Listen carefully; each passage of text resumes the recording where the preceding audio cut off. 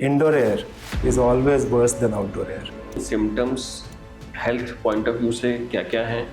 अगर 10 माइक्रोन से बड़ा पार्टिकल है तो वो सबसे पहले हमारे नाक में आके डिपॉजिट होता है, बट जो 10 to 2.5 या छोटे पार्टिकल हैं they'll go here to the throat. That creates bronchitis. PM 2.5 तो they go further down. तो वो जाते हैं फिर लंग्स में. Then they create pneumonia, क्योंकि लंग्स में अगर एब्जॉर्ब हो गए तो वहाँ से वो ब्लड स्ट्रीम में जाएंगे. They create cardiac issues, cardiovascular. उससे भी छोटे पार्टिकल पे अगर absorb PM1, even smaller than PM1, फिर वो ब्लड के साथ ट्रैवल करके they cross the blood brain barrier, they get into the brain. Issues बहुत सारे हैं. लोगों को होता ही है कि शॉर्ट टर्म इश्यूज ज़्यादा दिखते हैं. इंडिया को लेके आपके क्या प्लान्स या कुछ फ्यूचर स्ट्रेटजीज हैं? आपके एयर प्योरीफायर को हर 12 मिनट में आपके पूरे घर का वॉल्यूम क्लीन करना है.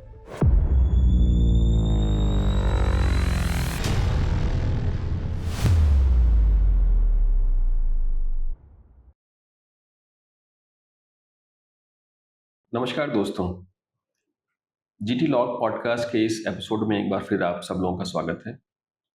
आज का टॉपिक बहुत ही अलग और इम्पॉर्टेंट है. हम लोग आज एयर पोल्यूशन और इंडोर एयर क्वालिटी जैसे सब्जेक्ट्स पे बात करने वाले हैं. आज हमारे इस एपिसोड में हमारे गेस्ट हैं Neeraj Kumar ji. Welcome to podcast से. Thank you for having me here. और आज हमारे को होस्ट हैं बहुत ही dashing Sunil Khichi. Sunil is the CEO of a very important project the million trees, जिसके बारे में हम बाद में चर्चा करेंगे.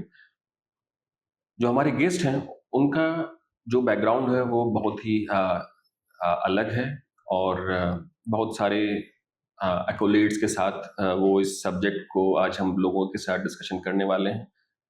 नीरज जी IIT रुड़की से केमिकल इंजीनियरिंग किए हैं और फिर post graduate diploma IIM Calcutta से किए हैं और अभी इस समय हाइबो केयर एक ऑर्गेनाइजेशन है जिसके CPO हैं, चीफ प्रोडक्ट ऑफिसर.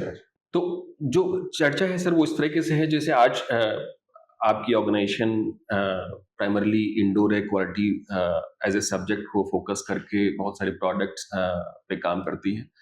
और जैसा मुझे भी लगता है कि आज अगर मैं अपने कंट्री के बारे में आपको बताऊं तो लगभग 1.78 मिलियन जो डेथ्स हैं एनुअली वो air quality as a subject या एज ए इशू के कारण होती हैं.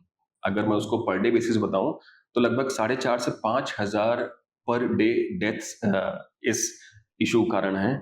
और अगर मैं टोटल परसेंटेज में बताऊं तो लगभग 17.8% जो डेथ्स हैं इन इंडिया वो इस air quality as a issue कारण है. तो आप हम समझ सकते हैं कि हम लोग कितने इंपॉर्टेंट सब्जेक्ट को लेकर के आज हम बातचीत कर रहे हैं. सर्टेनली जब हम एयर क्वालिटी की बात कर रहे हैं तो इसमें इंडोर एयर, आउटडोर एयर और again diverse and different type of emissions की भी बात करते हैं. और आज का हमारा जो टॉपिक है वो बिल्कुल इम्पॉर्टेंट है, नो डाउट. और कोशिश करेंगे कि इस डिस्कशन को सिंपल डिस्कशंस की तरह करें. हिंदी इंग्लिश मिक्स है राइट. और कोशिश करते हैं कि कुछ ना कुछ डिस्कशन से आउटकम्स लेकर के आएं. ठीक है, मैं अपने बारे में बताता हूँ. मैं जब मैं इस तरीके से इस सब्जेक्ट को देखता हूँ तो मैं I go back to my childhood और जब मैं देखता हूँ कि पहले भी एयर पोल्यूशन था, आउटडोर एयर पोल्यूशन था, बट शायद हम लोग इंडोर एयर पोल्यूशन के बारे में इतने कॉन्शियस नहीं रहते थे. उसका एक रीजन भी था कि बहुत सारे जितने भी घर हो या स्कूल हो या इवन कॉलेजेस ये सब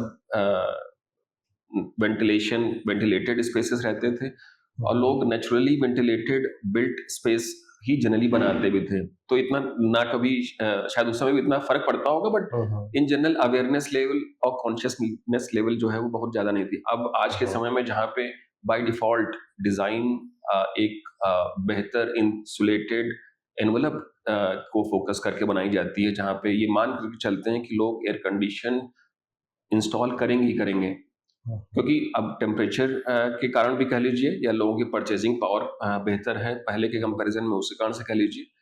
और जो टेम्परेचर का भी जो राइज ऑफ टेम्परेचर है, अक्रेंस ऑफ टेम्परेचर है, वो भी बहुत ज्यादा फ्रिक्वेंट है. इसी कारण से भी है. तो लोगों को एक एक्टिव कूलिंग डिवाइसेस की जरूरत भी पड़ गई है, बट उसके देखते देखते जो नंबर मैंने आपको बताया एयर क्वालिटी का इशू उसके कारण से भी हो गया है। तो मुझे लगता है कि जैसे सुनील का भी पर्सपेक्टिव बहुत ही इंपॉर्टेंट होगा इसमें कि मतलब जब ये रिजॉर्ट विला या लग्जरी स्पेस की बिल्डिंग की बात कर रहे हैं तो उसमें किस हिसाब से अपने जो कस्टमर्स हैं उनको बेहतर या बेस्ट एयर क्वालिटी कैसे प्रोवाइड करा सकते हैं, इन सब सब्जेक्ट्स के बारे में बात करेंगे। But coming back to you sir, पहले तो अपने ऑर्गेनाइजेशन के बारे में बताइए, क्या कर रहे हैं उसके बारे में बताइए, केमिकल इंजीनियरिंग से इस सब्जेक्ट में स्विच करना थोड़ा सा उसके बारे में बताइए। तो केमिकल इंजीनियरिंग 2004 में करके मैं निकला और उस समय हमारी जो अपब्रिंगिंग है वो हमेशा से it has been less about purpose, it's more about getting an earning, right, rising up, तो हम लोग humble background से एस्पिरेशनल। हाँ, तो it was always about कि do better in life। दो ऑप्शंस होते थे। मैं पटना से हूँ, उस समय पटना कॉलेज के पास हमारा घर है, वहाँ स्टूडेंट्स आते हैं पढ़ने के लिए। हमेशा दिखता था कि पूछा जाता था कि इंजीनियरिंग करोगे या मेडिकल, दो ऑप्शन होते थे, मैथ्स अच्छी है इंजीनियरिंग करो वरना मेडिकल करो। तो नेचुरली मुझे मैथ्स ज़्यादा पसंद था तो मैं इंजीनियरिंग साइड में मूव कर गया। फिर वहाँ से दूसरी दौड़ शुरू होती है कि डू बेटर, कितना आप कर सकते हो। लिमिटेड रिसोर्सेज थे तो प्राइवेट कॉलेजेस उतने अफोर्डेबल नहीं है, you have to go to find the best with the resources. तो बस तैयारी करो, गेट समथिंग, कहीं कहीं बन जाओ, कहीं पहुंच जाओ। तो उसी तरह रुड़की पहुंचे, वहाँ पे केमिकल किया। बट मैं इसलिए बता रहा हूँ क्योंकि केमिकल इंजीनियरिंग कभी लक्ष्य नहीं था, लक्ष्य था आगे जाना, कहीं आगे बढ़ना, कुछ करना। तो इसलिए केमिकल के बाद वहाँ जो ऑप्शन दिखते थे सॉफ्टवेयर, उस समय 2004-2005 में सब लोग आईटी रेस में थे। तो उस तरह पहुँच गया मैं बेंगलोर। वहाँ पे 4 साल रहा, फिर सुना कि हाँ अगला रेस है IIM, वहाँ भी जाना चाहिए, वहाँ भी चल देते हैं। वहाँ पहुँच गए। वहाँ पे भी रेस चलती थी कि IIM में भी रेस चलती थी कि अब जाना है फाइनेंस में, फाइनेंस में पैसे मिलते हैं, फाइनेंस वहाँ पर कैसे चलता है? हाँ, फाइनेंस में जाना है, मैनेजमेंट कंसल्टिंग है, कंसल्टिंग है, फाइनेंस है, पर्पस ड्रिवन में भी जाता है, ऐसे भी लोग होते हैं। हाँ, फ्रेंड से कभी बात चल रही है, मैंने बोल दिया कि मुझे जनरल मैनेजमेंट ज़्यादा पसंद है, क्योंकि मेरा था कि मतलब you should be able to make some difference. Software किया 4 साल, it was all on computer, लगता था कि कुछ डिफरेंस लाओ। तो but you don't get paid well. तो पहला आप कैसे ये सोच सकते हो कि you will not try for finance, तो ऑब्वियसली यू ट्राई। बट ठीक है, थैंकफुली मैं फाइनेंस नहीं, मैं इंफ्रास्ट्रक्चर कंसल्टिंग में पहुंचा, which is consulting but also it's related to the grassroots problems। तो 3 साल वो किया, फिर वहाँ से निकल के लगा कि अब समय आ गया है कि किसी एक ऐसी कंपनी में जाओ जो कुछ एक्चुअल प्रोडक्ट बनाती है, where you do something on ground।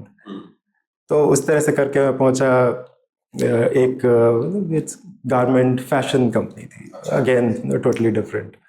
वहाँ पे मैंने 7-8 साल बिताए, बट पीछे से लगता था कि I need to do something better. तो अपने कलीग्स, एक्स कलीग्स से हमेशा बात चलती रहती थी कि what else we can do.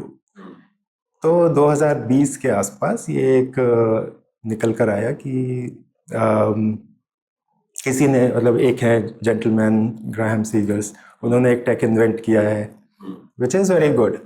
फिर उस पर हमने डिलीजेंस किया, थोड़ा सा समझ में आया कि it's actually a good product, technology अच्छी है। तब तक आप बैंगलोर से फिर लखनऊ होते हुए हांगकांग भी, बैंगलोर, कैलकाटा, फिर गुड़गांव, फिर उसके बाद हांगकांग पहुंचा। तो एस ओलिवर से ही मैं हांगकांग चला गया था, तो मैं वहाँ कुछ साल था उसमें। फिर आया ये टेक, तो वहाँ से फिर हाइबोकेयर का जन्म हुआ। तो मैं one of the cofounders था। जो इन्वेंटेड टेक थी उसका हमारा था कि we need to commercialise it. तो कमर्शलाइजेशन का पहला स्टेप होता है कि you need to build a product out of the technology, क्योंकि एक पेटेंट है, patent has promises but it's still a prototype, तो उसको एक प्रोडक्ट में चेंज करना है। तो वो एक हार्डवेयर प्रोडक्ट बनाना आज के ज़माने में it's also a journey, it's a very painful journey. जब फंडिंग की बात आती है, वर्ल्ड्स पोस्टर चाइल्ड जो है पूरी दुनिया में, सिर्फ इंडिया में नहीं, वो टेक है। इंडिया में भी है, बाहर भी है। तो you get better funded with just paper concept अगर आप टेक में हैं, बट अगर आप कुछ हार्डवेयर करना चाह रहे हैं तो it takes effort.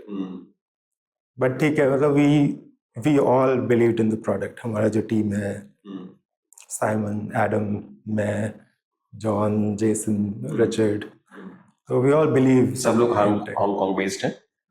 Adam Hong Kong based is. Simon is between Europe and South Africa. Richard is the son of the inventor, and Jason is UK based, and John be UK. So we are South Africa, Hong Kong, and UK, It's a truly global organization from day one. which has its own advantages. So it was not a bad thing. तो फिर वहाँ से ये हुआ कि we need to work on the product, right? So we need to make it work. तो product develop किया हमने. We solved all the technical challenges जो आए, और लगभग 1.5 साल 2 साल पहले हमने प्रोडक्ट, मतलब प्रोडक्ट वाज रेडी. देन होता है कि you have to prove the product in the market, क्योंकि no one wants to believe you based on scientific papers. People want the proof of your product. इसलिए hardware journey थोड़ी difficult होती है. तो फिर प्रोडक्ट प्रूव किया हमने, test करके, रियल लाइफ टेस्टिंग व्हाटएवर. तो वो करते करते अब हम इस स्टेज पे आए हैं कि now we are rolling out wherever we can. क्या मतलब what is the time frame for this commercialisation? Patent से और मार्केट तक आने की जो जर्नी है वो. तो हमारा पेटेंट फाइल हुआ 2020 में.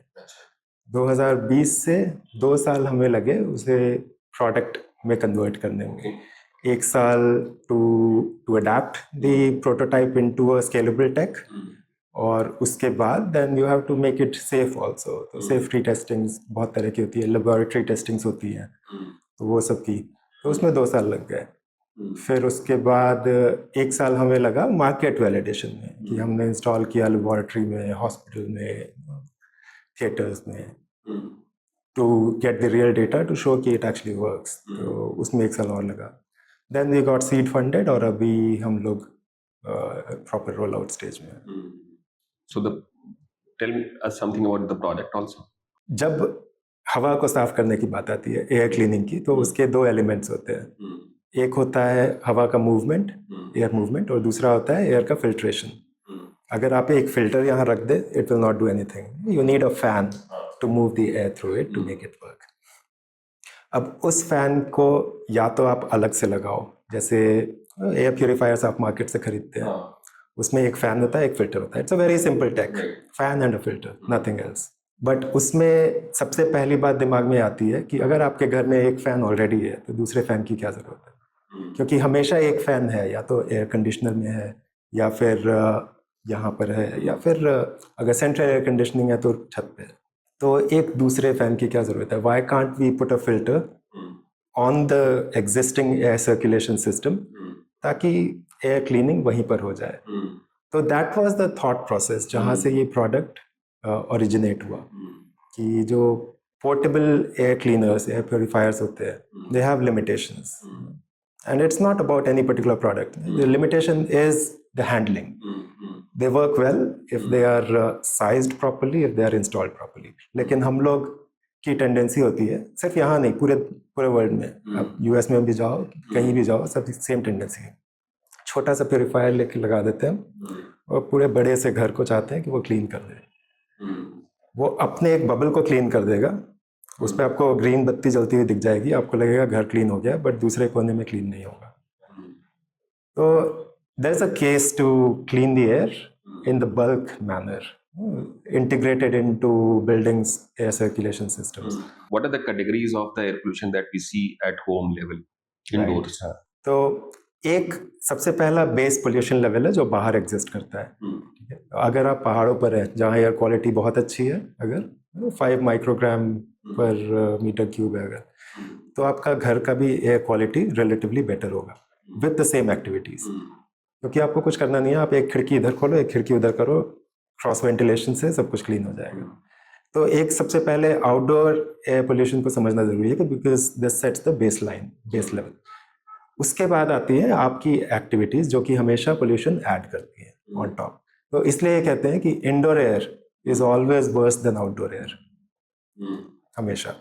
ये आप कहीं भी रहते हो, कैसा भी आपका एयर कंडीशनिंग सिस्टम हो, indoor air is either same as outdoor air अगर आप बिल्कुल सारे खिड़की दरवाजे खुले रखते हैं, और इट्स वर्स।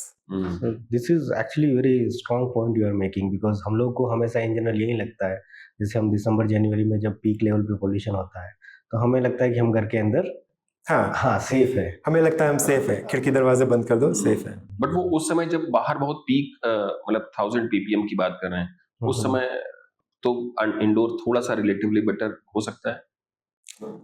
इंडोर जैसे पोल्यूशन के मल्टीपल एलिमेंट्स होते हैं, एक होता है PM10 और एक होता है PM2.5।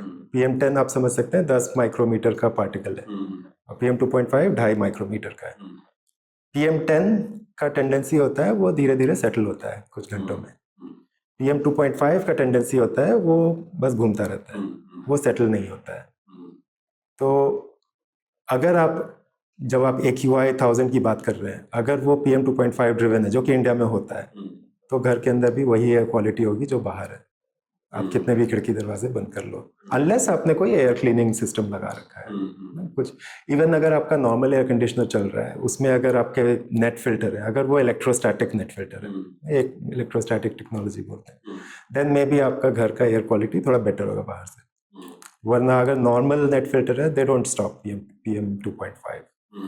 तो इसलिए मैं कह रहा हूँ बेस घर का pollution level will always be same as बाहर का, but things add on top. जैसे आप घर में बात कर रहे थे कि क्या क्या पोल्यूटेंट सोर्सेज होते हैं, मैंने आपसे एक शेयर भी किया था। मैंने कल एक ऐसे ही एक छोटा मतलब if you have an air quality monitor, you can always check air quality. ये आपकी आंखों की तरह है, तीसरी आंख की तरह है, यू कैन सी कि क्या है। तो जैसे अभी यहाँ पे 19 PM2.5 है, हाँ अभी यहाँ पे 19 है PM2.5 का लेवल, 19। बाहर मैंने देखा था 35 था। This is just to put in perspective, but उस पर बाद में आते हैं। यहाँ पे क्योंकि सेंट्रलाइज्ड एयर कंडीशनिंग है तो थोड़ा बेटर एक्सपेक्टेड होगा। बट अगर घर में है तो जैसे मैंने कल क्या किया, 5 घंटे के लिए इस मॉनिटर को ऑन कर दिया और छोड़ दिया। इसमें डेटा लॉग होता है, बाद में मैं जाके चेक कर सकता हूँ। और घर पे मैंने किसी को बताया नहीं, मैंने कहा आप जो कर रहे हो वो करते रहो, बस क्योंकि थोड़ा हमें सिम्टम आ रहा था उसका एयर क्वालिटी का, तो हमने एयर प्योरीफायर को ऑन कर दिया था। तो अब सबसे पहली एक्टिविटी सुबह घर में होती है झाड़ू सफाई। तो जब झाड़ू लगा, PM काउंट बाहर का डबल हो गया, बाहर जो था उसका डबल। बट क्योंकि एयर प्योरीफायर ऑन है तो वो धीरे धीरे उसको वापस नीचे ला रहा था। फिर उसके बाद ब्रेकफास्ट बनेगा, तो ब्रेकफास्ट बनना शुरू हुआ। आप कितना भी वेंटिलेशन चला लो, रेंज हुड चला लो, थोड़ा तो सीप-इन होता ही है वहाँ से भी।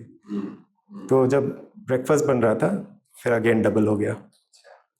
फिर उसके बाद फिर वो धीरे धीरे थोड़ा नीचे आया।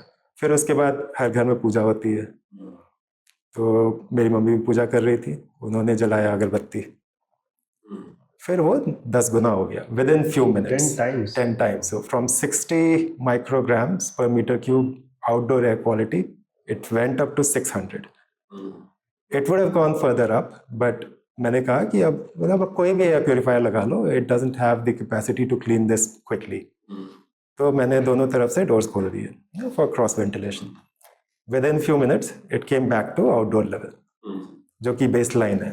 That's why I was saying कि हम आपका बेस लाइन हमेशा आउटडोर लेवल होगा। फिर उसके बाद डोर्स बंद किए, फिर उसके बाद एयर प्योरीफायर चलाया थोड़ा सा, then it improved further after that. तो उसमें भी एक क्वेश्चन है, इफ्स एंड बट्स है, राइट। तो एयर प्योरीफायर फॉर एग्जांपल, मुझे दिख रहा है जो आपका सवाल था कि it's not sized properly. It is क्योंकि हम नेचुरल टेंडेंसी होती है हमारे यहाँ कि सारे रूम के दरवाजे खुले रहते हैं। आप बाहर के दरवाजे बंद कर दो, but the whole apartment it's one unit. और कोई भी पोर्टेबल एयर प्योरीफायर इतना बड़ा नहीं होता है, इस कैपेसिटी का नहीं होता है कि वो पूरे घर को क्लीन कर दे। मैन्युफैक्चरर क्लेम करते हैं, बट उसमें एक एस्ट्रिक्स होता है, एक स्टार लगा होता है कि it is sized based on air changes. थोड़ा टेक्निकल कॉन्सेप्ट है, एयर चेंजेस लोग नहीं समझते हैं, इसलिए लोग उस बस स्क्वायर फीट पे जाते हैं। अब वर्ल्ड बॉडी का कहना है 5 एयर चेंजेस जरूरी है। मतलब आपके एयर प्योरीफायर को हर 12 मिनट में आपके पूरे घर का वॉल्यूम क्लीन करना है, ताकि घंटे में 5 बार कर दे, तो वो 5 एयर चेंजेस बोलते हैं। तो 5 एयर चेंजेस ये वर्ल्ड बॉडी का कहना है कि होने चाहिए। बट सारे मैन्युफैक्चरर, अगर आप अमेजोन पे चेक करो, 2 एयर चेंजेस पे वो बता देंगे कि इतना, क्योंकि उनको दिखाना है कि हमारा यूनिट ज़्यादा स्पेस क्लीन करता है। वो भी है कि मुझे लगता है जैसे इंडिया में भी जो एयर कंडीशन डिजाइन होता है, प्राइमरली जो सेंट्रलाइज एयर कंडीशन है, उसमें भी 2 एयर चेंजेस का ही रिकमेंडेशन है। हाँ, मतलब उसका ये भी है कि अगर 5 एयर चेंजेस करेंगे तो कूलिंग लोड अपने आप बढ़ जाएगा। कूलिंग लोड बढ़ेगा, फैन लोड बढ़ेगा, हम्म। तो ऑब्वियसली वो होता है कि there is an element of trade off energy, और 5 एयर चेंजेस होने चाहिए। मतलब अभी स्पेशली आफ्टर कोविड, तो अभी तो मतलब आश्रय जो ग्लोबल बॉडी है वेंटिलेशन की, उनका एक नया स्टैंडर्ड आया 241P बोलते हैं, to control the aerosolised pathogens lingering in the air. तो अब जैसे बोलते हैं ना कि कोविड टाइम पे बोलते थे घर में एक को हुआ तो सबको हो ही जाएगा। द रीजन इज कि आप आस पास है, तो आपके एरोसोल्स दूसरे लोग को वो लोग इनहेल कर ही रहे हैं। तो अगर आपके 5 एयर चेंजेस हैं, and it's not just about air changes, it's also about filtration system जो कि आपके एयर कंडीशनिंग में है। तो अगर आप जैसे बिल्डिंग कोड की बात कर रहे थे, अगर आप 5 एयर चेंजेस कर रहे हैं and you have a reasonable filter, तो जैसे आश्रय का कहना है MERV 13 स्टैंडर्ड कम से कम होना चाहिए, जो कि उसको अगर नॉर्मल टर्म्स में ट्रांसलेट करें तो it filters about 75% of 2.5 particles. और वायरस, बैक्टीरिया, ये सब एरोसोल में कैरी होते हैं, मतलब वाटर ड्रॉपलेट्स हैं। तो वाटर ड्रॉपलेट्स जनरली 2.5 के ही होते हैं, जिसमें वायरस, बैक्टीरिया कैरी हो रहे हैं। तो इसलिए आश्रय का कहना है कि that sort of filtration is good enough. It's a good balance between energy and cleanliness.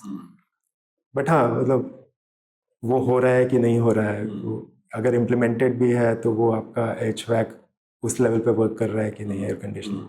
और घर के तो अलग ही चैलेंजेस है। घर में तो जनरल होम्स में वी हैव स्प्लिट यूनिट्स, और स्प्लिट यूनिट्स में यू हैव नेट फिल्टर कुछ भी नहीं करता है, it's not even bringing in outside air.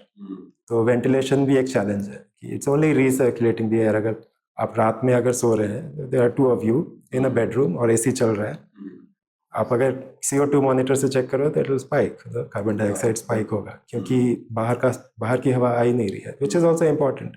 But बाहर की हवा को लाना इज एक्सपेंसिव, क्योंकि आपको फिर से उसको कंडीशन करना पड़ेगा। बाहर अगर 45 डिग्रीज टेम्परेचर है तो उसको आपको 20-25 पे लाना पड़ेगा, विच इज़ एक्सपेंसिव। अच्छा, इसमें जैसे घर में भी बात करें, जैसे इंसेंस हो गया, जैसे अगरबत्ती है, या कुकिंग स्टाइल की जो एमिशंस की बात कर रहे हैं, मतलब ये लेस हैजार्डस होंगे कंपेयर टू जो आउटसाइड एयर पोल्यूशन या PM 2.5 लेवल है।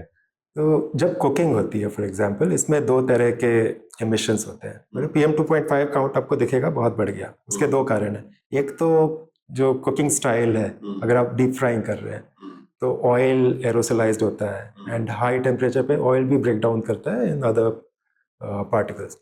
बट आप सही बोल रहे हो, that is less harmful, that's not as harmful.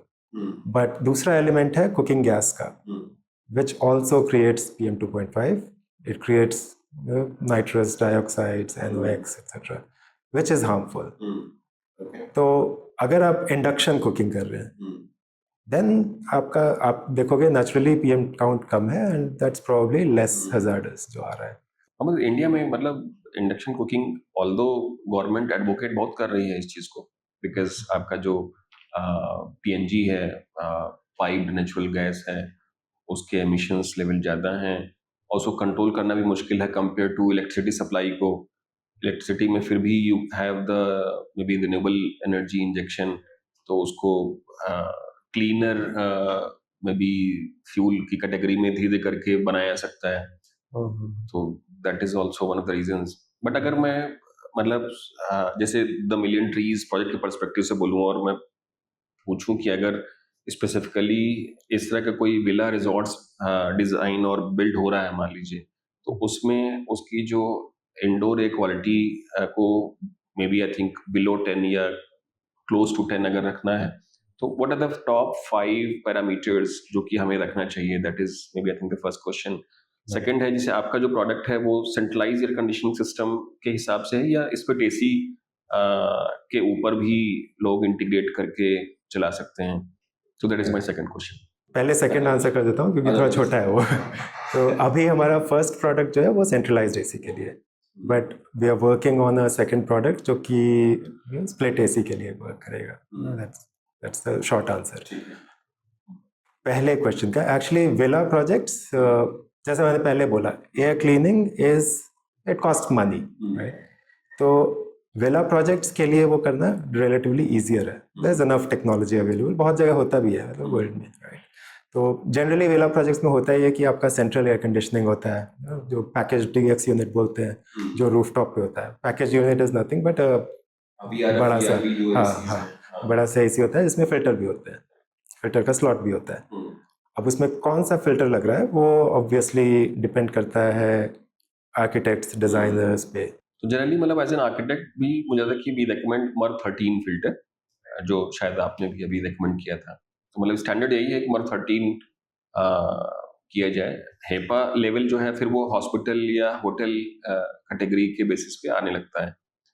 HEPA के अलग चैलेंजेस हैं क्योंकि इट्स वेरी डेंस, तो आप नॉर्मल एयर कंडीशनिंग में हेपा फिल्टर्स नहीं लगा सकते। इट्स ओनली यूज जहाँ पे आपको क्लीन एनवायरनमेंट चाहिए, absolutely clean, clean room grade environment चाहिए। बट PM 2.5 के लिए यू डोंट नीड हेपा। मतलब आप इस तरह से सोचो कि हेपा फिल्टर जो है it's design to filter 99.97% of every particle, no matter what the size is.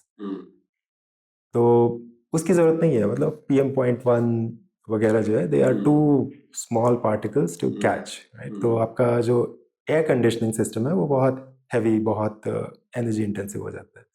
But hospital operating theatres में या फिर क्लीन रूम में जहाँ इलेक्ट्रॉनिक मैन्युफैक्चरिंग हो रही है वहाँ पे वो ज़रूरी है। जनरल होम्स में जो आश्रय का गाइडलाइन है US में, इट इज़ मर्व 13।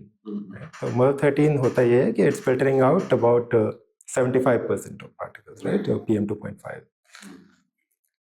हमारा ये प्रोडक्ट का ये कहना है कि I am just going back to that, कि क्योंकि filtration is always about trade off, right? तो आप जैसे जैसे आप फिल्ट्रेशन लेवल बढ़ाते हो, यू कैन डू मर्व 8 जिसमें आप 20% पार्टिकल कर रहे हो फिल्टर, या फिर यू कैन डू मर्व 13 जिसमें 75 कर रहे हो, या you can go to MERV 16 जिसमें आप 95 कर रहे हो।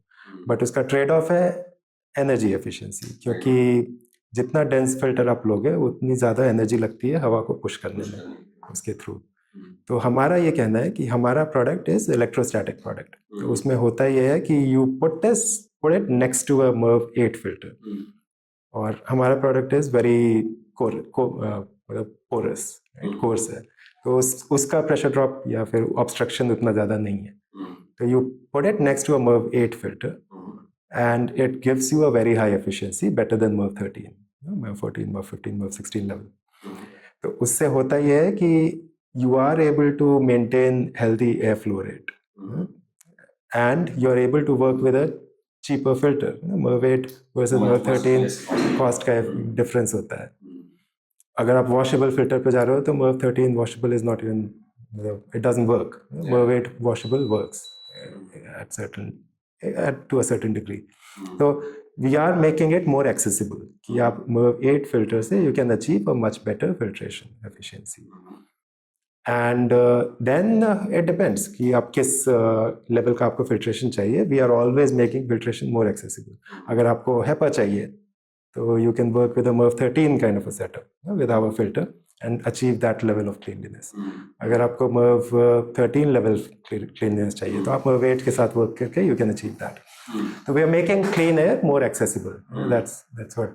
So it always works with another filter and it actually complements the filter, है ना? और energy efficiency उतनी रहेगी और आपका result आपका higher work का आएगा। हम boost करते हैं filter को। आप उस तरह सोच सकते हो कि एक थोड़ा टेक्निकल हो जाएगा, there are things called electrostatic precipitators. उसमें होता ये है कि आप हाई वोल्टेज चार्ज करते हो, जो किचन वगैरह में बहुत यूज़ होता है, किचन एग्जॉस्ट के लिए।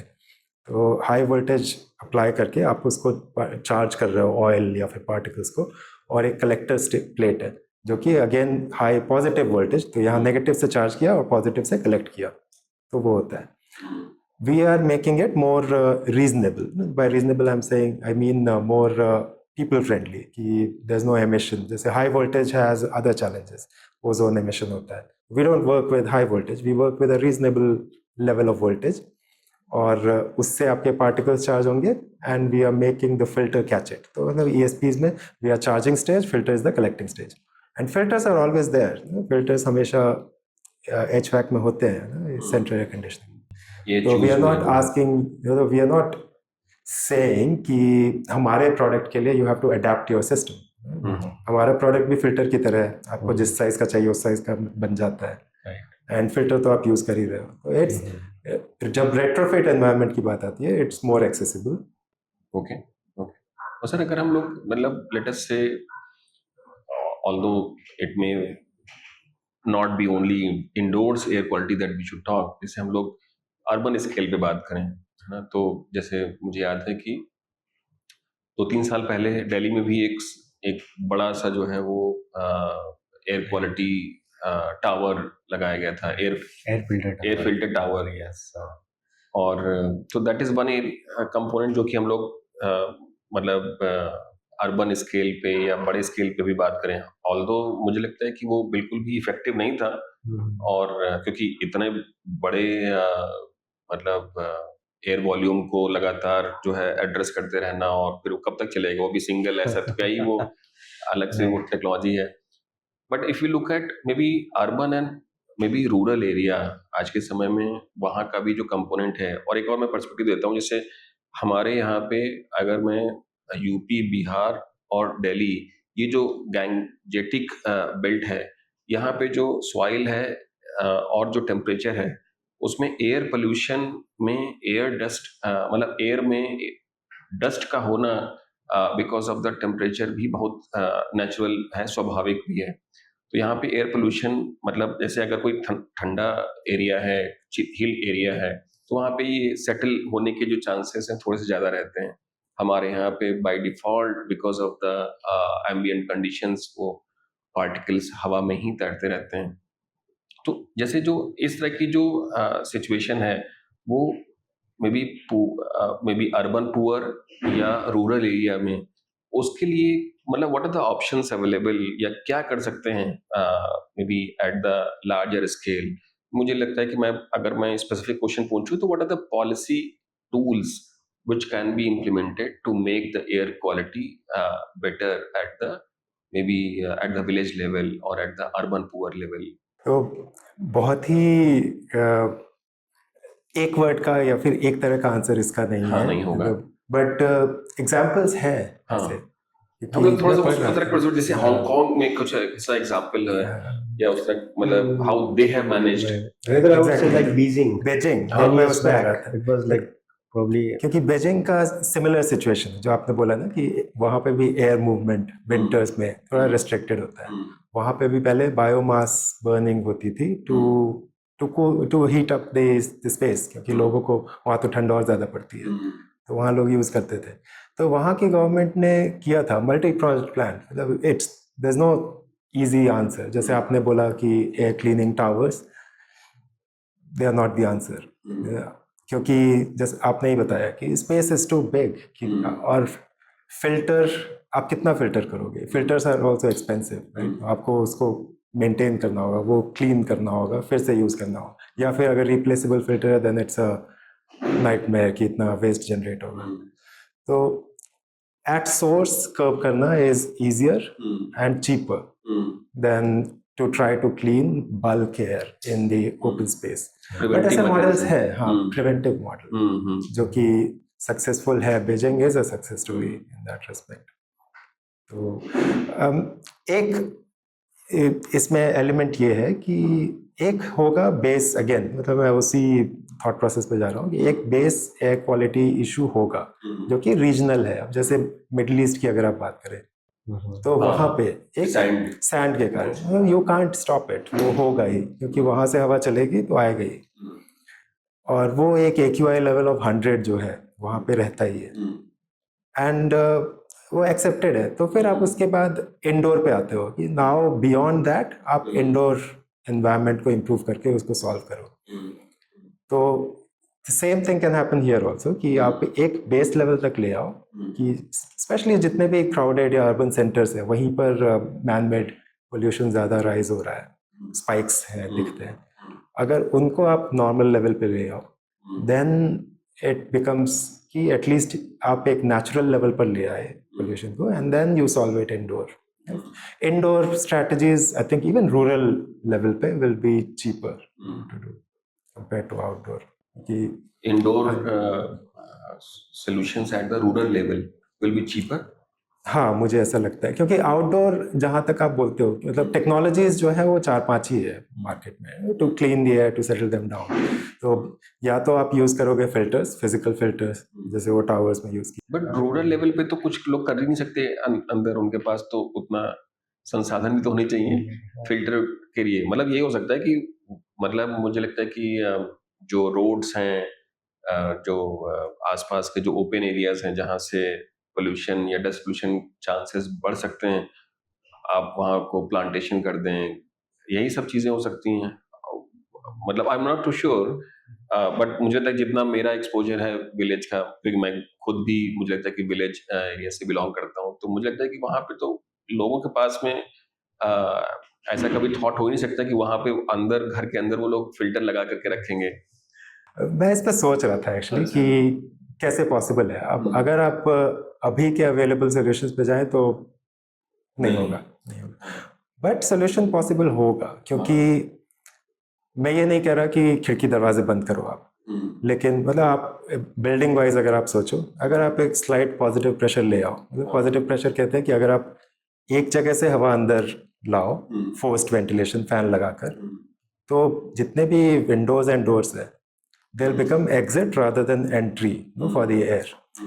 और मैं ऐसे ही सोच रहा था कि for 1,000 square feet place, जो कि reasonably sized है, अगर 4-5 लोग रहते हैं उस घर में, तो जो नॉर्मल बाथरूम का वेंटिलेशन फैन होता है जो छोटा सा, उसमें अगर आप फिल्टर लगा दो, that will also be enough to maintain enough वो वेंटिलेशन लेवल कि कार्बन डाइऑक्साइड बिल्डअप नहीं हो रहा है, एंड टू मेक श्योर कि एक स्लाइट पॉजिटिव प्रेशर आ गया है डोर्स एंड विंडोज पे. एक बहुत ही क्रूड एंड रॉ थॉट है, बट मुझे लगता है कि अगर आप क्योंकि हॉस्पिटल्स में फॉर एग्जांपल यही करते हैं, प्रेशर जोन्स मेंटेन करते हैं कि बाहर की हवा ओटी में ना जाए. तो ओटी में फैन का कैपेसिटी थोड़ा ज़्यादा होता है ताकि ओटी से हमेशा बाहर की तरफ हवा जाए, तो वहाँ का एक माइक्रो क्लाइमेट मेंटेन हो जाता है, which is much cleaner then even the corridor. फिर कॉरिडोर की जो ओटी से जो हवा निकल रही है वो जनरल एरिया में ना जाए, वो कहीं और जाए. तो दे maintain all of this through positive and negative pressure setups. मुझे लगता है ये that is a good suggestion कि हाँ, सोचा मतलब डुएबल है, हो सकता पॉसिबल है कि जो टॉयलेट्स हैं उस पे जो एग्जॉस्ट है, हाँ, वो मतलब आप वॉशेबल फिल्टर लगा दो. इट शुड नॉट बी कि उनको फिल्टर चेंज करना है. The point is to bring it down as much as we can with the resources that we have, right, limited resources. और इस तरह का क्या स्ट्रक्चरल डिजाइन का पार्ट भी हो सकता है ये?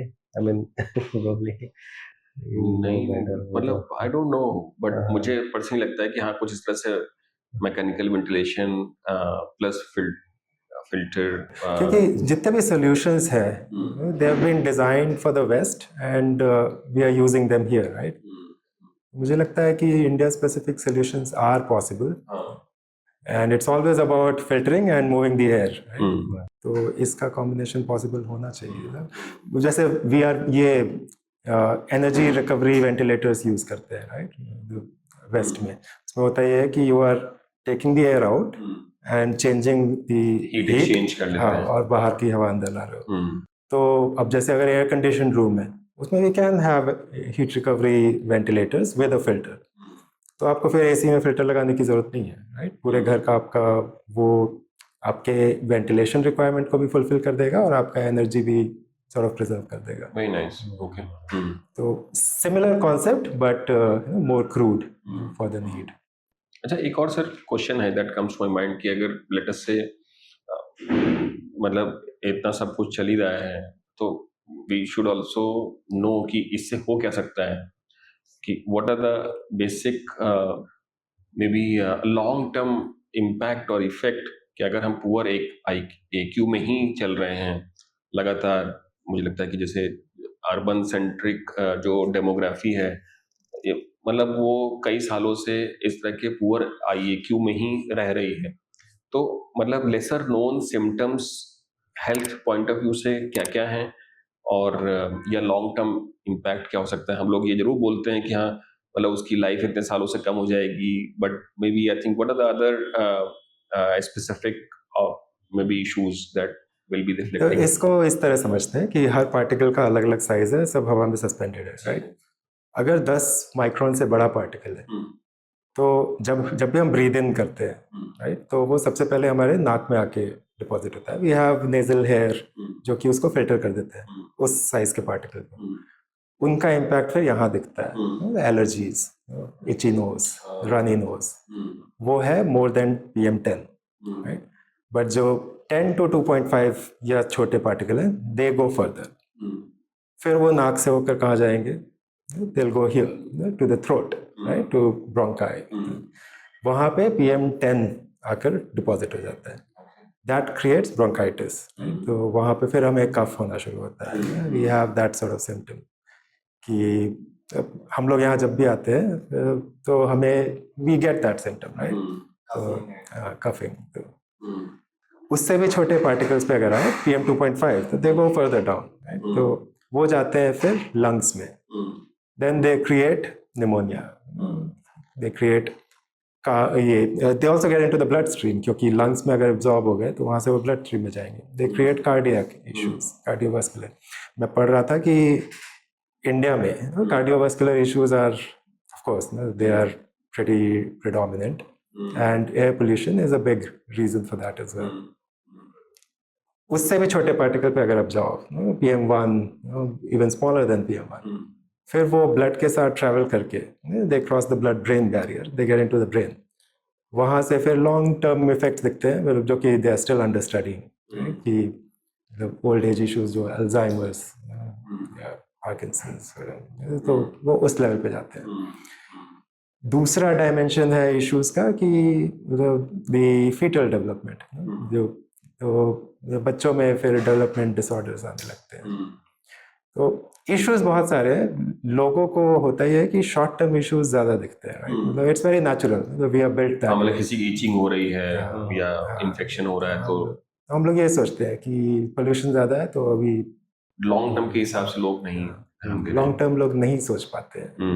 और मतलब इसमें देखा जाए तो जो वुलनरेबल डेमोग्राफी है, मतलब दैट इज माय अंडरस्टैंडिंग कि उसमें school children and maybe I think जो लोग वर्क फ्रॉम होम, अभी तो थोड़ा सा मतलब कम हुआ है, बट मुझे लगता है कि 2021 से लेकर के 24 तक काफ़ी WFH या वर्क फ्रॉम होम ऑप्शंस लोग उन्हें अवेल किया है। उनके लेवल पे भी बहुत सारे इस तरह के सिम्टम्स जो है वो विजिबल रहे हैं, और एक बार वो लोग बाहर निकलते हैं तो शायद और अलग तरीके की समस्याएं हैं, because they have become more vulnerable to live in a similar set of conditions. तो मतलब what is your perspective to maybe look at these two specific level of humans, जहाँ पे एक तो बच्चे हैं, छोटे बच्चे हैं, और एक हैं जो है तो वयस्क या adults, but they have very confined spaces, but as you rightly mention कि बाहर भी उतना ही है और अंदर जो है वो ज़्यादा एयर पोल्यूशन है। इनफैक्ट अगर आप बच्चों पे मैं आता हूँ, बट अगर आप वर्किंग एज पॉपुलेशन की बात करें तो आप अगर शॉपिंग मॉल में जा रहे हैं या फिर ऑफिसेज में जा रहे हैं, वहाँ आपको बेटर एयर क्वालिटी मिलेगा, क्योंकि जो जितने भी HVAC डिज़ाइन है, मतलब वहाँ पे by design air filtration included है। वो कितना मेंटेन्ड है, किस लेवल पे है, it will still be better than जो आप घर पे मिलेगा। आप अगर मेट्रो से जा रहे हैं, मेट्रो स्टेशन में एयर फिल्ट्रेशन सिस्टम है, तो आपको बेटर एयर क्वालिटी मिलेगा वहाँ पर। इवन ट्रेन्स में भी एक certain level of air filtration system है, बेटर एयर क्वालिटी मिलेगा कंपेयर टू आप जो घर में ब्रीथ कर रहे हैं। तो आपने जब कहा कि वर्क फ्रॉम होम के बाद लोग जब घर पे काम कर रहे हैं ज़्यादा, तो डेफिनेटली अगर आप घर से काम कर रहे हैं तो you are more expose to the worse air quality, क्योंकि हम घर पे फॉर वट एवर रीज़न, जैसा हमारे घर का डिज़ाइन होता है, सीलिंग बेटर नहीं होती है, तो आप एक बाथरूम का वेंटिलेटर चलाओ, हर डोर के नीचे से बाहर की हवा आ ही जाएगी। यू कांट स्टॉप इट, क्योंकि हवा वहाँ से निकल रही है तो कहीं से तो आएगी। तो ये होता है कि एयर क्वालिटी घर पे एक चैलेंज है। And the same thing is true for schools also, क्योंकि स्कूल्स का जो वेंटिलेशन सिस्टम है, अनलेस आप बात कर रहे हैं international schools with resources with high fee, school के रिसोर्सेज भी उतने नहीं है कि वहाँ पे एयर फिल्ट्रेशन सिस्टम डेवलप्ड हो। वहाँ एयर कंडीशनिंग है भी अगर, तो फिर वो रूम एसी होगा, जो कि नेट फिल्टर वाले होते हैं। और देखा कि 50 बच्चे बैठे हुए हैं ऑलरेडी, जो है वो मुझे लगता है कि इनहेल कर रहे हैं। बिल्कुल कर रहे हैं। तो स्कूल में है प्रॉब्लम, और बच्चों के लिए स्पेशली, बिकॉज उस एज में अगर आपका if you get asthmatic symptoms for example, you have to live with it for the whole life, which brings its own challenges. तो किड्स आर वल्नरेबल उस रेस्पेक्ट में। एक और सर उसमें पार्ट है, जैसे अभी हमने बहुत सारे इस तरह के डिस्कशन किए कि क्या क्या चैलेंजेस हो सकते हैं। लेट अस से you live in Hong Kong, but जैसे आपके पार्टनर्स हैं वो ईयू में हैं या अफ्रीका रीजन में हैं, और इस तरीके से देखा जाए तो मतलब वी हैव आल्सो सीन कि ईयू में जो air quality, ambient air quality and the IAQ level जो है वो मच बेटर है। तो मतलब is there any specific learning that we can have at the policy level? We understand कि हम लोग अब एनकैप जैसे यहाँ पे डेवलप हो रहा है, नेशनल क्लीन एयर पॉलिसी जो है वो इंडिया में भी उस तरह से बनी है, बट इस तरह के जो मैकेनिज्म्स हैं वो स्टैंडर्ड्स का पार्ट कितनी बाद आएंगे, और स्टैंडर्ड बन भी जाएंगे तो उसका इन्फोर्समेंट या इम्प्लीमेंटेशन कितना होगा? Maybe I think you can actually have those better quality of the systems, या जो systems हम लोग डिजाइन करते हैं for availing the better air quality indoors, हो सकता है कि 5% of the buildings में ही हो, but rest of the buildings तो हमारे यहाँ पे जो कंस्ट्रक्शन या डिजाइन प्रैक्टिसेस हैं उसी तरीके से अभी तक तो यही हैं। आगे we are expecting that the design style will also be changed, more and more envelope जो है वो क्लोज्ड या सील्ड एनवेलप की तरफ लोग बढ़ रहे हैं धीरे धीरे करके। And then indoor air quality को लोग भी एड्रेस करना समझ रहे हैं। Recently we also did one design and installed one DOS system, direct outdoor air supply system, for a particular family.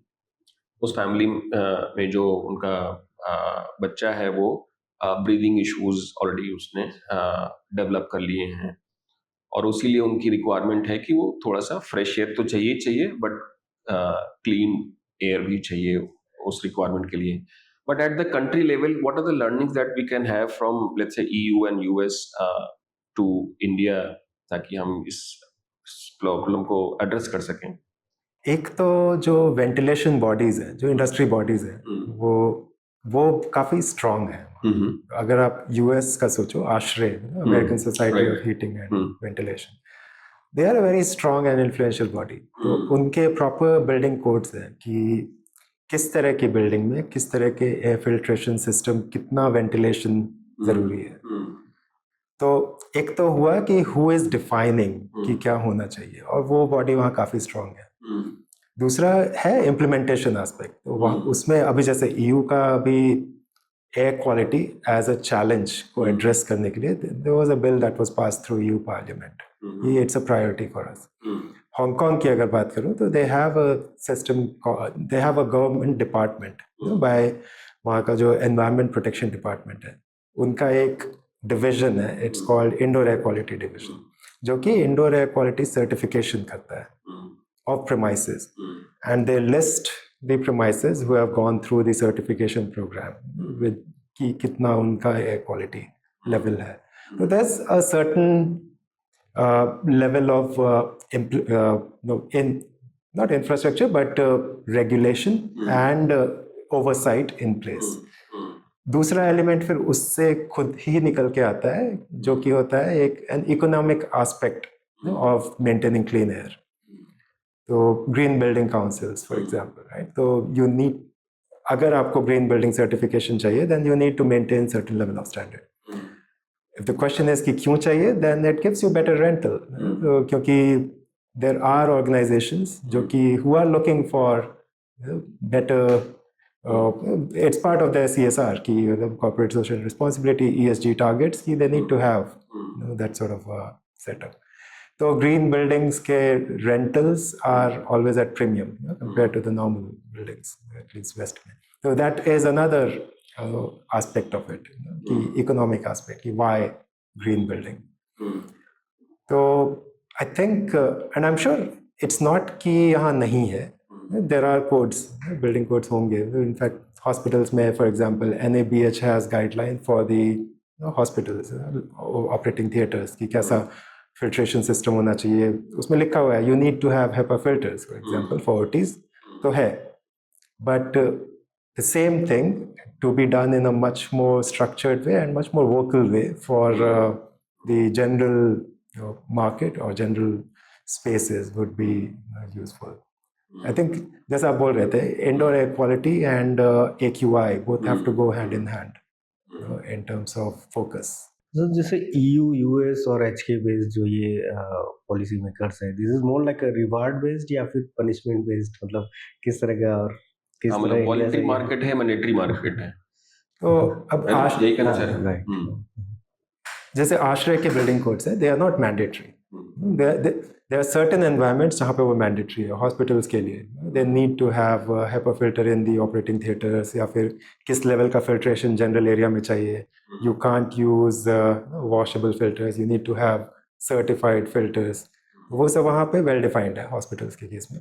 But general offices में it's more like a guideline.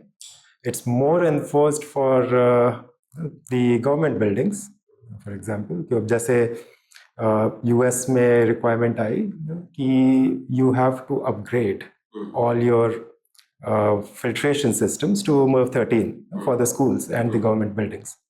So that becomes a starting point कि अगर government schools and government buildings कर रहे हैं, then it becomes a starting point and then it becomes a common narrative कि ये होना चाहिए. People start expecting that कि ये तो होना चाहिए.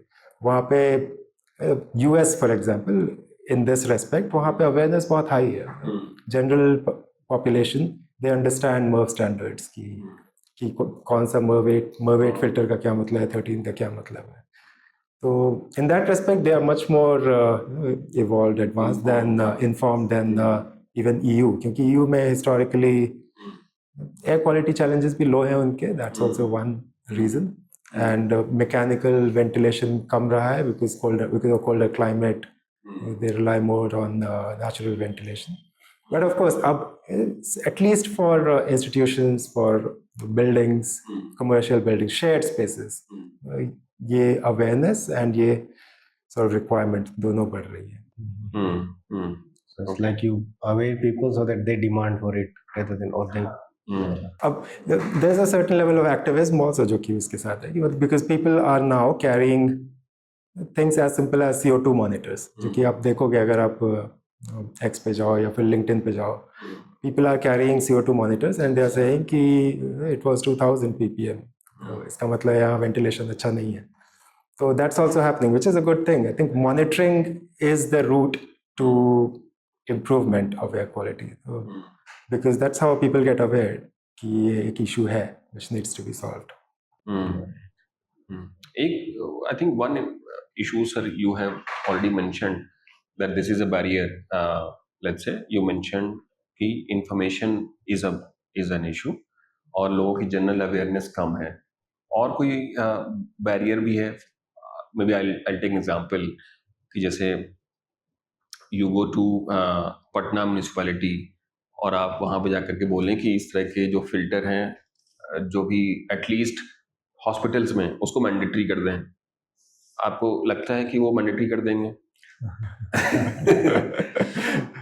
अच्छा सवाल है. वो नहीं होगा. एंड अगर वो कर भी दे तो वो फॉलो कितना हो रहा है. सेकंड बैरियर कि मतलब पॉलिसी पर्सपेक्टिव से अगर देखा जाए तो मतलब why this is such a challenge despite knowing the fact that this is going to help the maybe the people who are using the hospital, चाहे वो डॉक्टर्स हों, नर्सेज हों या जो लोग वहाँ पे अपनी दवा कराने आ रहे हैं उनके लिए भी. Why it is such a challenge कि क्यों नहीं इन्फोर्स कर सकते हैं ऐसी चीजें? The route to this is enforcement.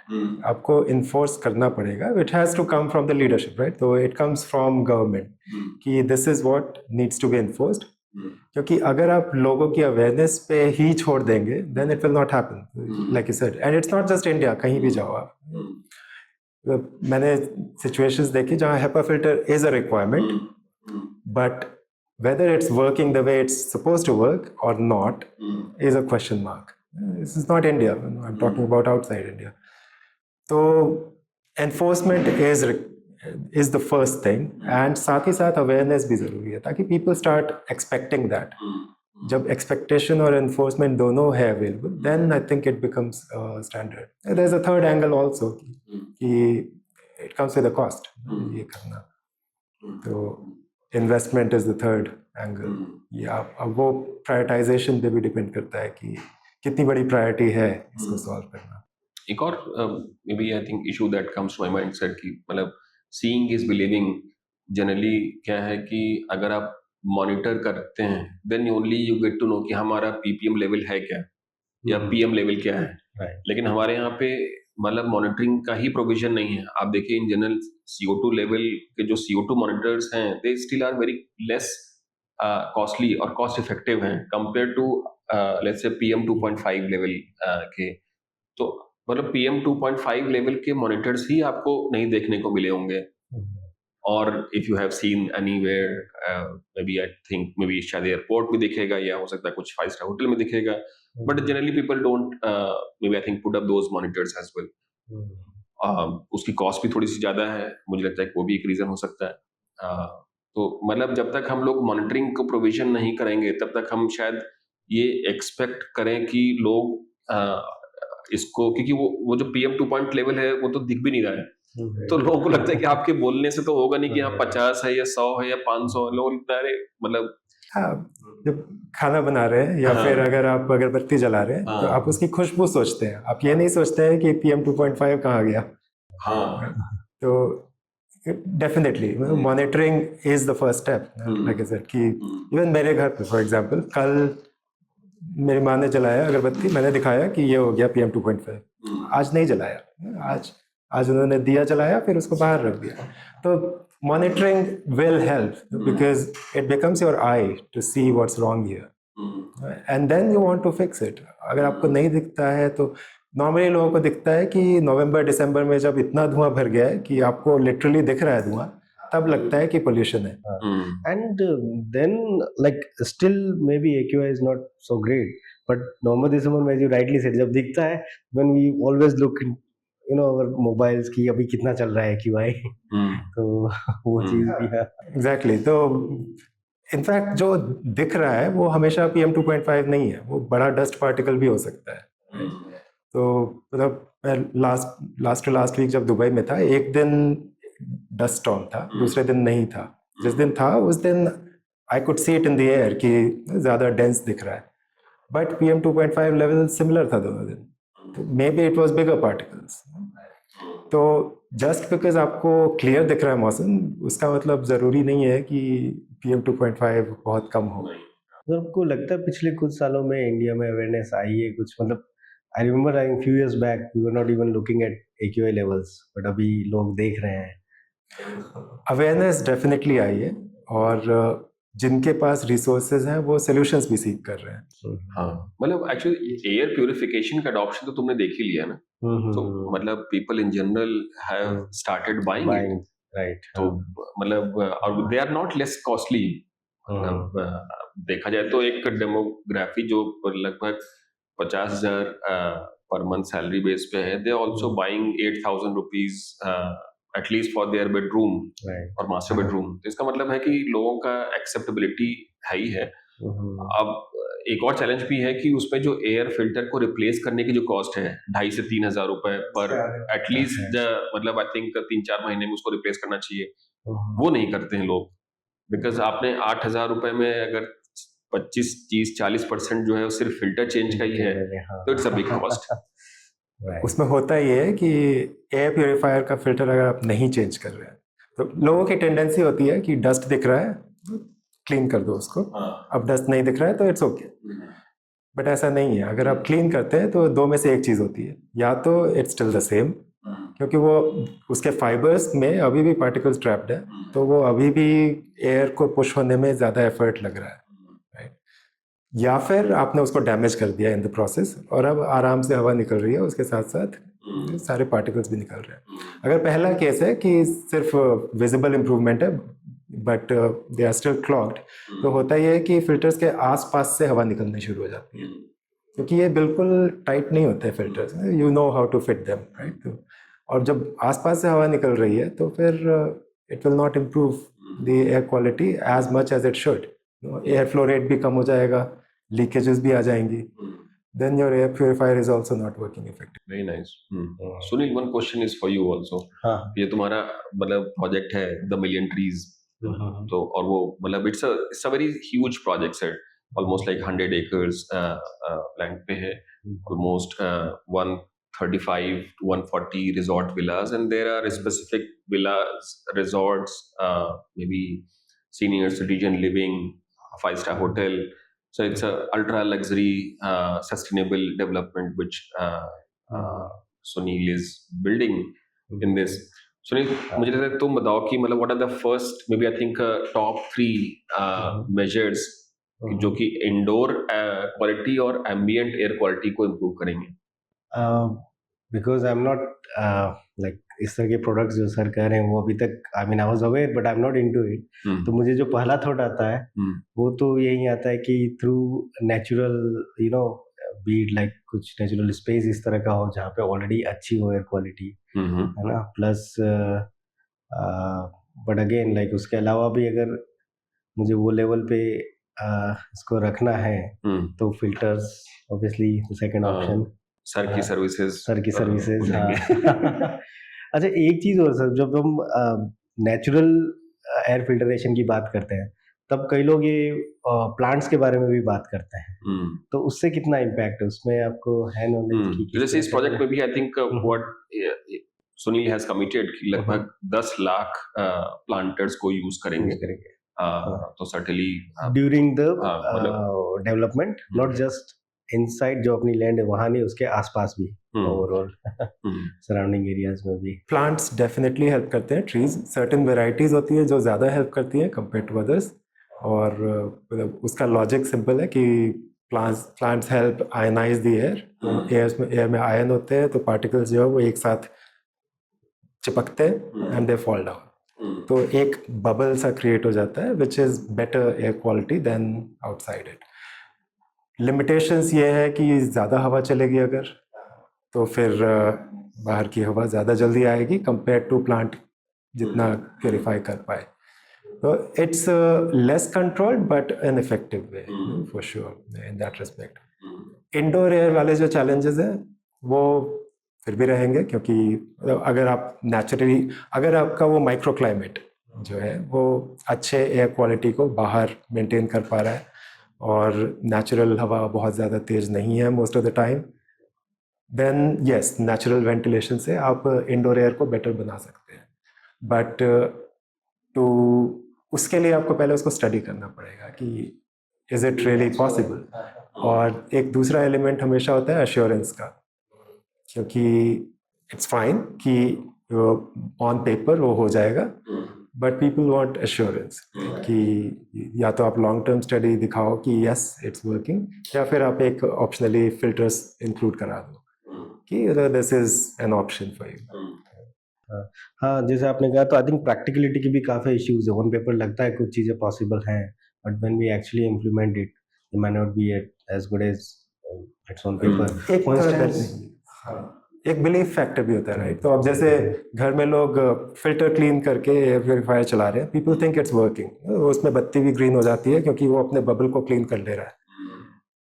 People are assured although it's not working, but इसका एक कॉन्ट्रा ये भी होता है कि even if it's working people don't believe until they have put money in it कि हो गया। तो but yes bottom line is कि आपको ये इंश्योर करना होगा कि air quality is actually improving and it's not just कि पेड़ लगा दिया एंड दैट्स इनफ। जैसे इसमें जस्ट थिंकिंग आउट लाउड, इसमें जैसे एक डिज़ाइन का कंपोनेंट भी होता है कि हम इस तरह से डिज़ाइन करें विलास जो कि फॉर इंस्टेंस उसको हम अगर स्टडी करें कि जैसे एयर प्रेशर आपने कहा था कि इस तरह से बिल्ट हो कि है ना, कि उसमें जो एयर अंदर जो आ रही है पॉजिटिव एयर, राइट। हाँ, तो वो भी I think that's part of structural design I guess. हाँ वो हो सकता है, मतलब स्ट्रक्चर का design, I think it's a part of the design. I think जब HVAC डिजाइन करते हैं तो वो वैसे करते ही हैं, थोड़ा एक पॉजिटिव प्रेशर रखते हैं। बिल्कुल पॉजिटिव प्रेशर करके ही वो डिजाइन होती है वो, राइट। ठीक है। तो मतलब thank you so much sir for sharing your may I think your depth of knowledge and wisdom. एक रैपिड फायर राउंड भी होता है हमारा, राइट। तो उस रैपिड फायर राउंड में कुछ स्पेसिफिक क्वेश्चंस होंगे जो कि मैं और सुनील आपसे पूछेंगे। तो पहला क्वेश्चन है कि मतलब any specific may be unexpected indoor air villain आपके हिसाब से आपके घर में क्या है? आई थिंक लोग हैं, हम लोग हैं। Right? क्योंकि होता ही है कि we create the situation and फिर हम उसको सॉल्व करने की कोशिश करते हैं। हम ही लोग विलेन हैं, हम ही लोग कोशिश करते क्रिएट करते हैं सिचुएशन। खाना बना रहे हैं, अगर हम लोग डीप फ्राई कर रहे हैं, ऑन नहीं किया ventilator, then we are the villains. Diffuser, अगरबत्ती और open window, what's your go to fresh air vibes? क्या? Open window. Open window. Diffusers जो है वो एरोसोल क्रिएट कर रहे हैं, तो आप एसेंशियल ऑयल्स को एरोसोलाइज कर रहे हो। They are volatile organic compounds, they are not good for health. तो एसेंशियल ऑयल का परसेप्शन जो है कि इट्स हेल्पिंग, दैट्स इनकरेक्ट। अगरबत्ती अगेन वो तो स्मोक क्रिएट कर रहा है, स्मोक इज PM1 PM2.5, पूरी दुनिया ही स्मोक कम करने की कोशिश कर रही है, तो अगरबत्ती definitely no go. Open door is definitely better out of these. अच्छा सर, एक मान लीजिए कि आपको एक दिन के लिए एक कैबिनेट मिनिस्ट्री एक क्रिएट की जाए, उसका नाम रखा जाए indoor air quality ministry, IAQ ministry, उसको आपको कैबिनेट मिनिस्टर बनाया जाए, तो what will be the first activity as a policy order that you will give? मैं सबसे पहला तो करूँगा कि I will invite technologists to do India specific solutions, क्योंकि वो मुझे लगता है मिसिंग है अभी। लोग समझते हैं कि क्वालिटी प्रॉब्लम है, बट लोगों के पास एक्सेसिबल या इजी सॉल्यूशन नहीं है। सबके घर में वाटर प्यूरिफायर होता है, उसका रीज़न है कि लोग जानते हैं कि हमें क्लीन पानी चाहिए, बट वो एक्सेसिबल टेक्नोलॉजी है, तो इट्स ईजी टू अडेप्ट। उसी तरह लोग समझते हैं कि अगर हवा साफ होगी तो वो मेरे लिए बेटर होगा, बट लोग नहीं कर पाते हैं because the technology options available are not good enough. मुझे लगता है सबसे पहला स्टेप ये होना चाहिए कि bring in, it's a long term outcome step, but it's the most important step. आपका कोई फेवरेट इंडोर प्लांट जो बेसिकली एयर क्लीन में भी आपको लगता है हेल्प करे? I am horrible at keeping plants, but हमारे घर में स्नेक प्लांट है और my wife helps keep it. ठीक है, तो लास्ट क्वेश्चन है कि मतलब अगर आप आज जो कर रहे हैं वो आपको नहीं करना होता, what would have been the second best option for you?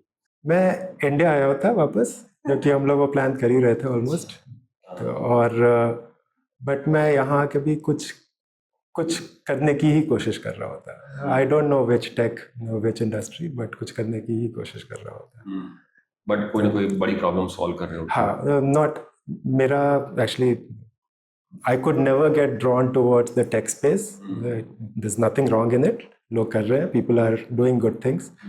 But like I said, मैं consulting छोड़ के एक core company में इसलिए गया था because there's a physical product. There are physical activities happening which you can learn from. तो मेरा एक natural draw हमेशा से tech driven physical solutions में आ रहा था। मैं चला गया मैं fashion में, but then I was always looking on the side for tech-driven physical solutions. So if not this, then I don't know, something else, but इसी space में. Very nice, great. Just एक और, I mean, we'll go back maybe. मैं यही जानना चाहता sir, जैसे आपके जो प्रोडक्ट है कंपनी के हाइबोकेयर, मतलब अभी इंडिया पे जैसे आपकी मार्केट्स आप अभी कैसे चूज कर रहे हो, which one is your priority, which one, और इंडिया को लेके आपके क्या प्लान्स या कुछ? तो हमारे प्रोडक्ट का हमारा विजन सिंपल है, we want it in every air circulation system because it's meant for air circulation systems and it's suitable for every market. तो बिकॉज हमारा टीम का फिजिकल प्रेजेंस है in Hong Kong, in South Africa and in UK and also in US now, तो primary focus has been these markets. Having said that, हम लोग we are doing partnerships in all the regions. तो अभी हमने UAE में किया है, for example, for the whole GCC. Australia में हम लोग बात कर रहे हैं. डिफरेंट, हर jurisdiction के अपने challenges हैं. They are all different. और एयर पोल्यूशन जो है हर जगह वैसे भी प्रॉब्लम बनता जा रहा है. हाँ, it's either outdoor air pollution या फिर होता है कि because you have mechanical ventilation तो मोल्ड इज अ प्रॉब्लम. तो that becomes a problem. And because mechanical filtration ventilation में अगर आप सी के next, if you are next to the sea, then वो सी का जो सॉल्ट है इट क्रिएट्स ह्यूमिड, एंड मतलब वो ह्यूमिडिटी से इंटरेक्ट करके इट क्रिएट्स वाटर, एंड फिर मोल्ड आ जाता है इस पे, कॉइल्स पे, then it becomes, it makes the whole building sick. तो वो एक सोल्यूशन हम लोग करते हैं, because our tech is the first product that goes in the air conditioning system. So it helps clean the air, but it also helps clean the air conditioning system. So maintenance is another aspect. So going back to that, तो मतलब हर market का अपना challenge है, and हमारा belief है that people who are from the market, they understand the problems better. So that's why we are doing partnerships in every market to take the product to market. So India में भी now we are looking for partnerships. To bring the product to the market. There's a clear need. No one has to really explain that. So कि need तो है ही. And हमारा product, because it goes in the central air conditioning, so per square feet cost is not that high. If you compare it with the air purifiers, that's about 30-40 times more expensive per square feet, right? So there's a clear case to do that. But through local partners. So India is definitely a market. Thank you so much, sir, for maybe again sharing a lot of knowledge and experiences. और मतलब मुझे personally भी लगता है कि this is something which is a very very important problem to address. और उसमें शायद जो participation है वो government का है, public sector का, private sector का, and lot of maybe I think innovators like you and the developers like him. तो मुझे लगता है कि सबका अपना अपना रोल है.